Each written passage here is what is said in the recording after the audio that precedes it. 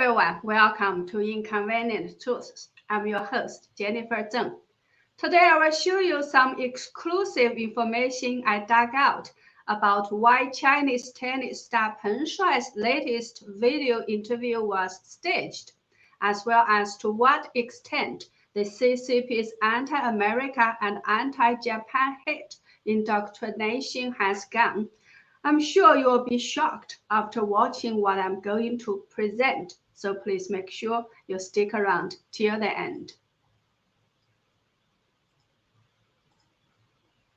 You must have already heard about Peng Shuai's video interview or video appearance this past weekend, in which Peng Shuai said that she had never written or said that she had been sexually assaulted.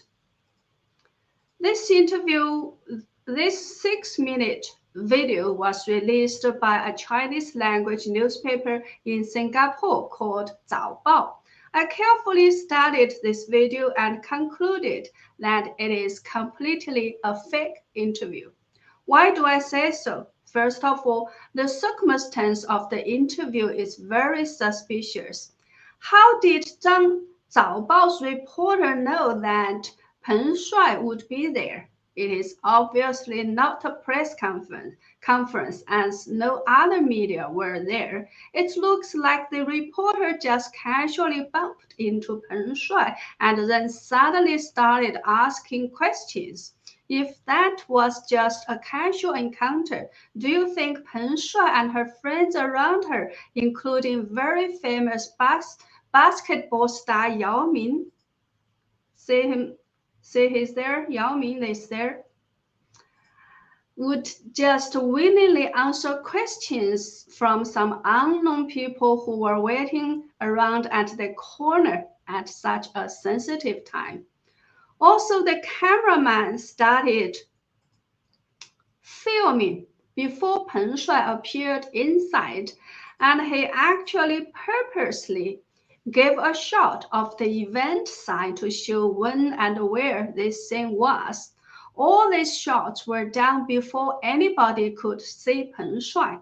If it were a casual encounter, the cameraman would only have started filming when he saw Peng Shuai, right? Why did he start filming before Peng Shuai appeared within sight? Secondly, the questions are very, very fake. If I were the one who casually met Peng Shuai, the first few questions I would have asked would be, is that Weibo article written and posted by you? Are all the statements you made in that article true? Why was your Weibo account deleted? Where had you been after your Weibo account was deleted? Have the authorities started investigating your allegations? But that reporter asked none of these important questions. He only said, you made some statements last month. He even dared not mention the name Zhang Gaoli, who had sexually assaulted Peng Shuai.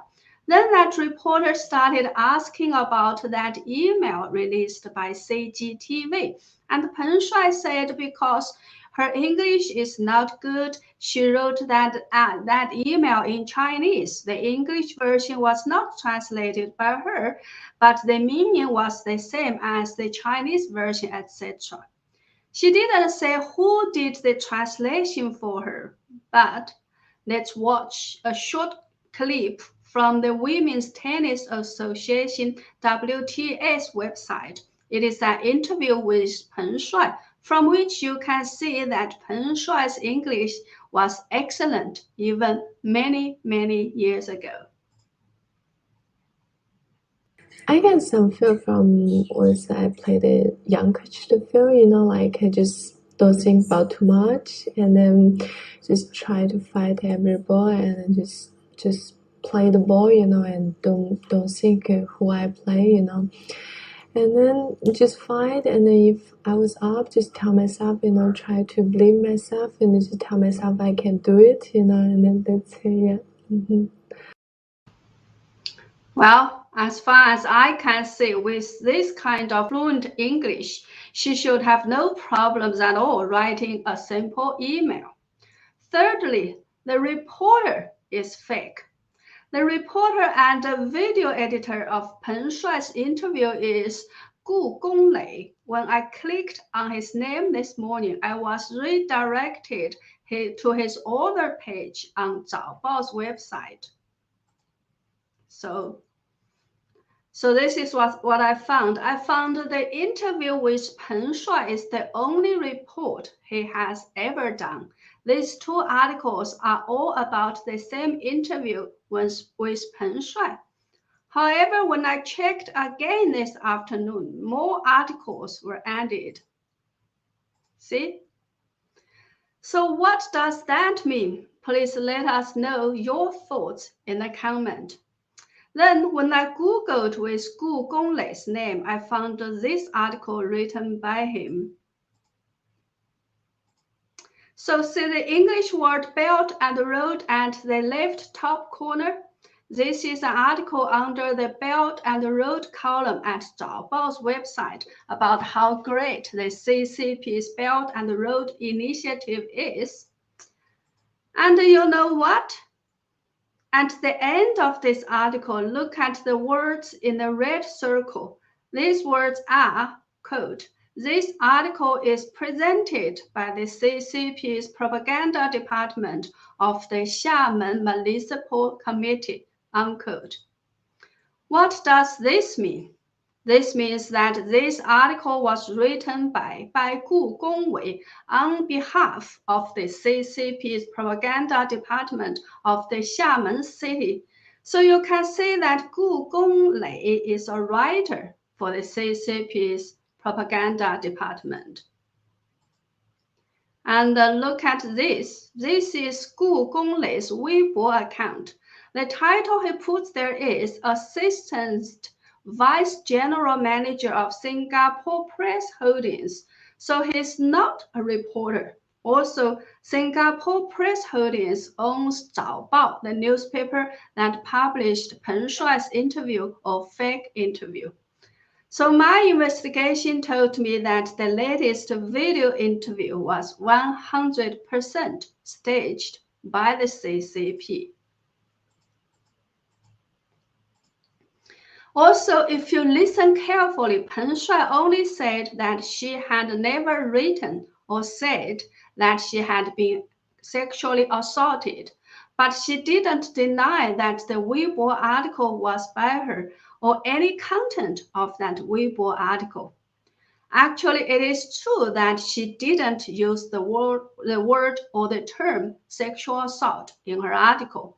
When I first talked about her case much earlier than any English mainstream media, I didn't use the term sexual assault either. This is what I said on November 4th, 2 days after she published her Weibo post.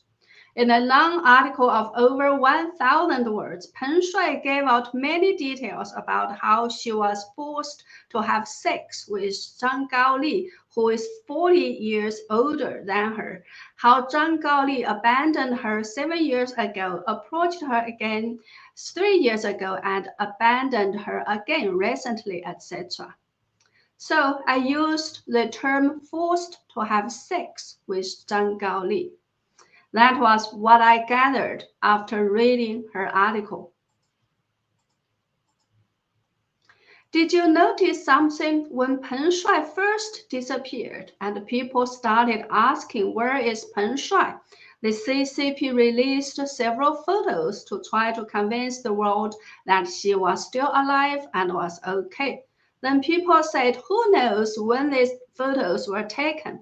Then the CCP hurriedly released some videos of her doing this or that to show she was happy and alive. Then people said, no, that's still not good enough. Why didn't you allow her to do any interviews with overseas media?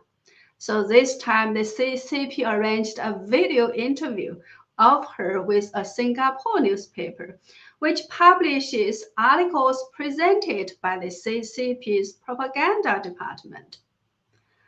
But you really can't fake an interview. People in the free world are not that easy to fool. Why would the CCP repeatedly respond to people's comments about Peng Shuai? This shows that the CCP cares very, very much about the Beijing Winter Olympics. It is very much afraid of a boycott. That's why the CCP is trying so hard to prove to the world that Peng Shuai is okay. Will the world buy it? Now let's move to our next topic, the CCP's anti-America misinformation campaign. Let's watch a video clip. It is a combination of a series of CCP's China Central TV, CCTV's heavyweight commentaries on the US and its performance in pandemic control. Please make sure you read the subtitles. 新冠疫情爆发以来，美国抗疫表现全球最差，但诿过推责水平最高，是名副其实的全球第一政治甩锅国，抹黑他国洗白不了自身。新冠疫情在美国到底是什么时候出现的？美国早期的真实传播路径究竟是什么？疫情起源与美国生物实验室究竟有无关联？针对美国抗疫重重疑点，国际社会呼吁世卫组织展开调查。全球第一政治甩锅国逃脱不了责任，自欺欺人的甩锅把戏该收场了。全球第一疫情扩散国是人类健康的巨大威胁。美国面对本土疫情失控，没有采取任何实质有效的出境管控措施，放任病毒传播，严重威胁全球民众生命健康。事实表明，美国对全球疫情扩散负有不可推卸的责任，也是最该接受病毒溯源调查的对象。全球第一政治撕裂国，抗疫失败实属必然。面对新冠肺炎疫情，美国两党将宝贵时间浪费在一次又一次为反对而反对的政治博弈中，导致美国在疫情防控上一盘散沙，到处是美国梦碎的声音。这是美国政治撕裂的一个恶果，也再次验证了美式制度的失灵。全球第一货币滥发国向世界转嫁危机，美国为市场注入的天量流动性正不断产生负面溢出效应，全世界人民都要为此埋单。目前，美国正向全球输出通货膨胀。美元流动性泛滥是全球大宗商品价格上涨的重要推手，给不少国家企业生产经营及民众生活带来压力。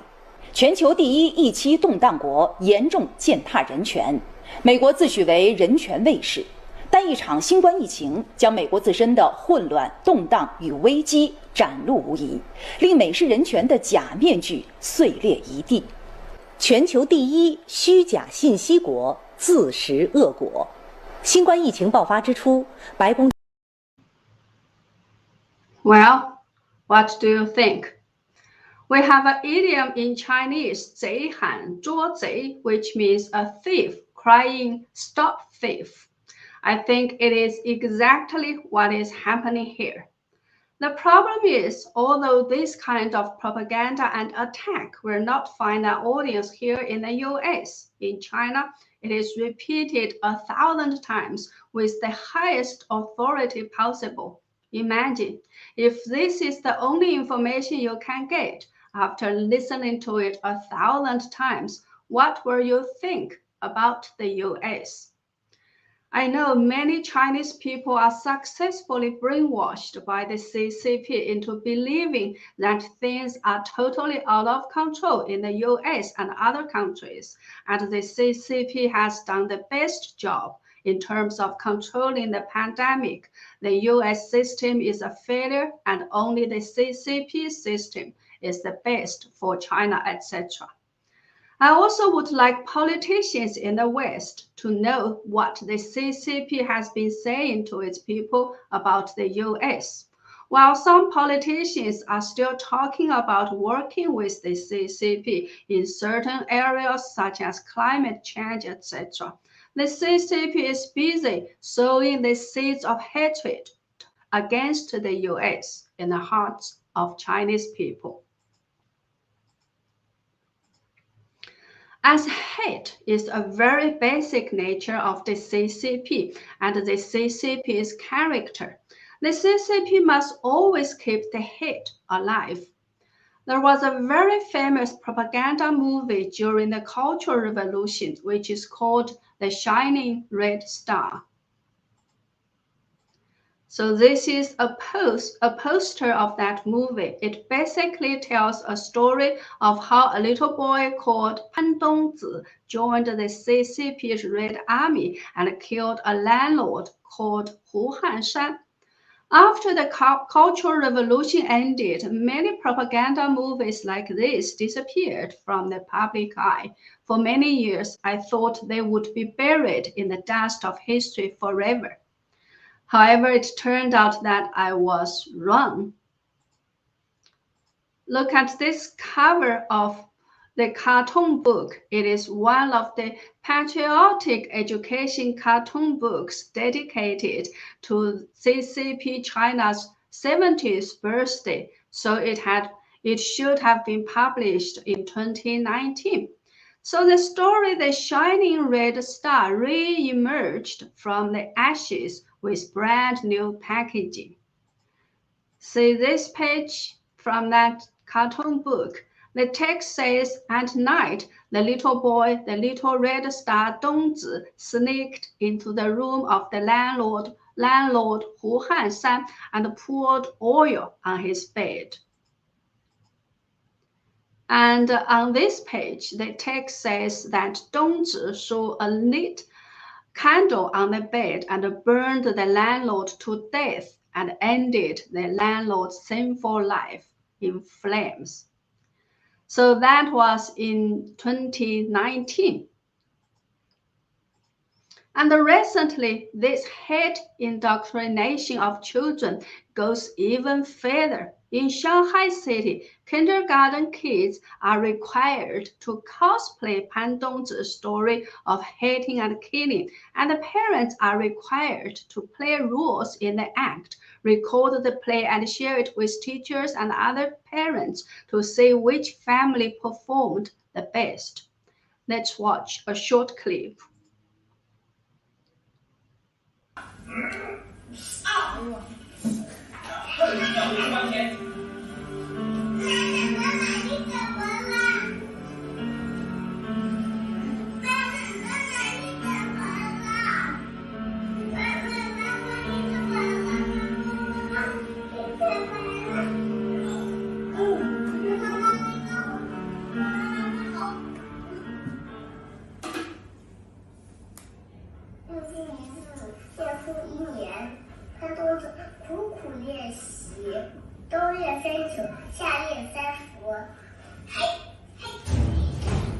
几年后，潘公子如愿加入了红军，并多次帮助红军战胜了敌人，但身后始终没有报。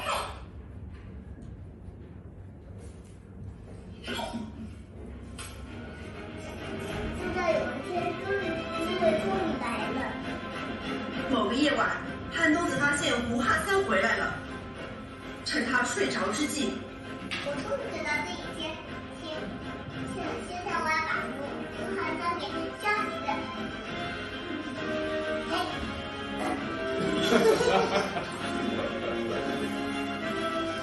潘公子立正。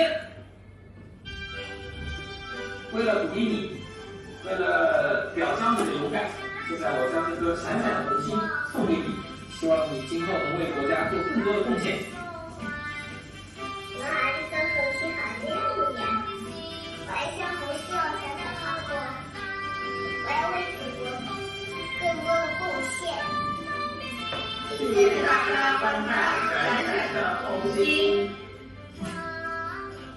这改编版我觉得他参加达人赛的拿到的奖励。Well, that's a video from a kindergarten in Shanghai. Now let's watch another clip. This video shows how children helped the CCP soldiers to kill the Japanese.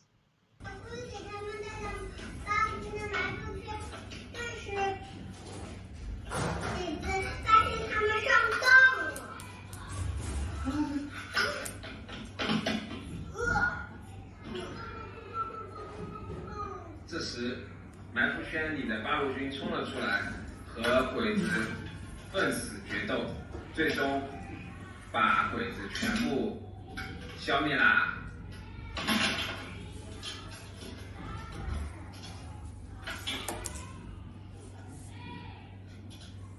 我的故事讲完了，谢谢大家，耶！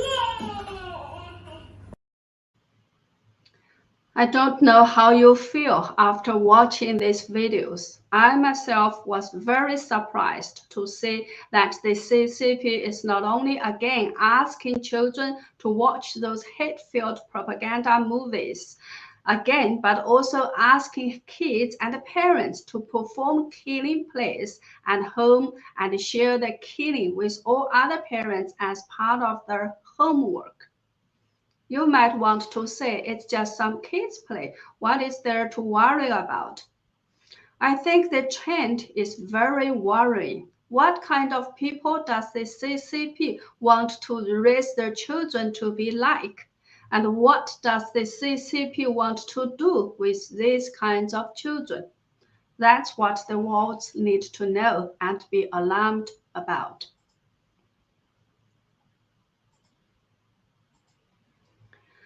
Now let's watch another video. It is an international combat match held in Wuhan City on December 18th.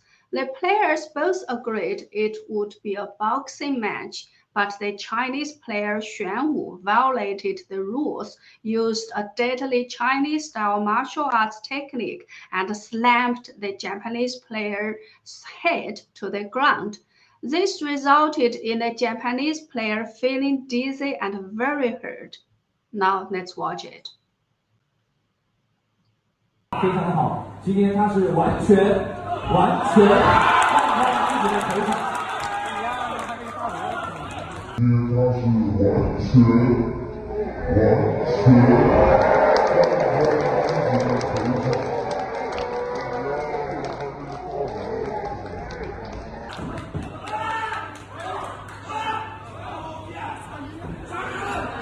我们看到，在我们现场，我们玄武先生用中国公司抱山直接把陆春祥先生给打倒了。 You can see that the Japanese player's assistant immediately rushed up to protest and announced that they would withdraw from the combat. But the referee announced that the Chinese player won the combat. After that, the Chinese player Xuan Wu put on a CCP flag, running around to boast about his victory. When people questioned his violation of the rules, he replied on his social media platform, quote, "If you dare to come, I will send you to the guillotine." Then when China fights Japan, do we need rules? If he doesn't die, I cannot sleep well. It seems that there are still a lot of Chinese traitors supporting Japan. This is China, eternal China, unquote. The reason why I'm talking about this fight here is not because of how important the fight itself is. I'm talking about this to show how dangerous the CCP's people's mindset is. Because Japan is our enemy, we don't need to follow any rules. We're fighting with the Japanese. And because this is our land, our eternal China, we are the ones to make and change the rules. Why should we care about how you feel or whether this is fair to you?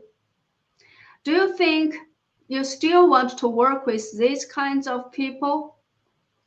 Well, that's all for today. Thank you so much for watching. Please do subscribe to my channel and share my videos with your friends and family so that more people can get to know the inconvenient truth.